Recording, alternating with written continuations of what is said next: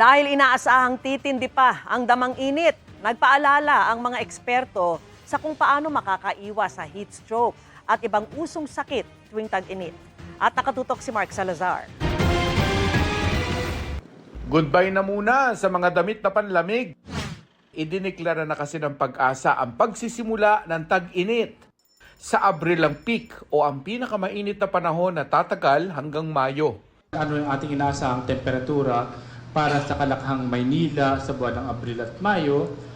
Sa April 2026, yung ating pong forecast ranges for maximum temperature are 35 to 39 degrees Celsius sa buwan ng Abril. At sa buwan ng Mayo ay 35.5 up to 37.6 degrees Celsius. Samantalang sa minimum temperature natin sa Kalakhang, Maynila ay posible makaranas ng 20.8 degrees Celsius hanggang 25.9 degrees Celsius at sa buwan ng Mayo, 22.1 degrees Celsius hanggang 26.6 degrees Celsius. Mas matinding araw ang mararamdamang init sa Hilagang Luzon.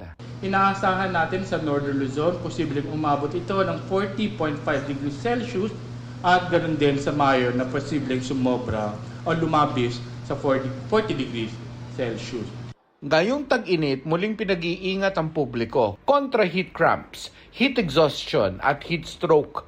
Ayon sa isang cardiologist, dapat mag-ingat ang mga may iniindang kondisyon gaya ng sakit sa puso, sakit sa kidney o bato, may history ng stroke at iba pang kondisyong medikal. Gayon din ang mga maliliit na bata at mga nakatatanda. Yung mga pediatric, yung hindi kayang uminom on their own, like mga less than 3 years old, yung very elderly, lalo na yung may mga dementia, hindi rin nila masyadong nare-recognize yung dehydration. Kung sakaling makaranas daw ng heat cramps o heat exhaustion, Ang unang gagawin, uminom ng tubig. Baka yung damit, sobrang kapal ng damit na suot, magtanggal ng mga excess floatings.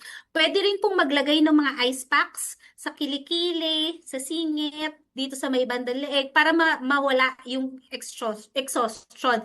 mas malala naman daw ang heat stroke na ang unang sintomas ay ang matinding pagkauhaw.